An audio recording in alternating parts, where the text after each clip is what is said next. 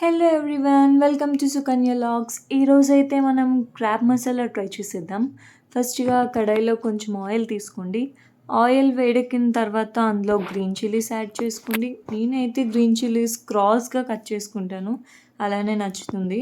So fry అయిన తర్వాత 2 ఆనియన్స్ని పేస్ట్ చేసుకొని దాన్ని గ్రీన్ చిల్లీస్లోకి యాడ్ చేసుకోండి.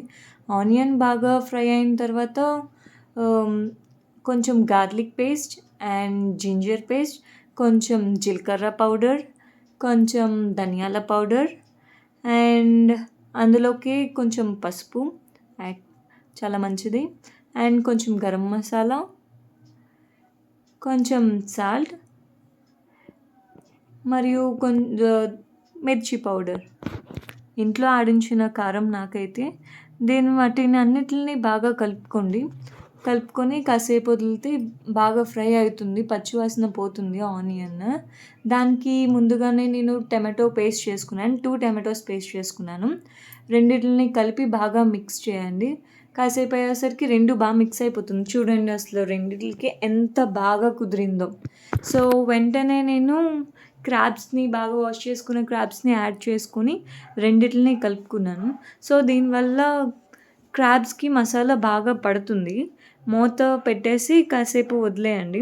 చూడండి పైకి ఆయిల్ తేలింది, అంత బాగా కలిసింది మొత్తం మసాలా అంతా. కొంచెం వాటర్ పోసుకోండి. ఆ తర్వాత వాటర్ చూసారు కదా, అంత ఎక్కువ పోసుకోండి. మనం మరీ అంత ఎక్కువ మరీ వద్దు, కొంచెం లైట్గా. కాసేపు అయిన తర్వాత నాకైతే బబుల్స్ కనిపించాయి, కొంచెం దగ్గరికి అయింది. ఇంకొంచెం దగ్గరికి అయితే ఇంకా బాగుంటుంది. సో ఇంకాసేపు వదులుదామని చూస్తున్నాను. సో లిడ్ పెట్టేసుకోండి. మళ్ళీ ఒక 5 minutes అయిన తర్వాత చాలా దగ్గరికి అయిపోయింది, ఇంకా అంతే. నేనైతే ఇంకా కొత్తిమీర తీసుకొని సర్వ్ చేసుకుందామని ఫిక్స్ అయిపోయాను. నా దగ్గర కొత్తిమీర కొంచెమే ఉంది, మీరు ఇంకొంచెం యాడ్ చేసుకోండి. అంతే, మన curry ready. Please like, share and subscribe Sukanya logs.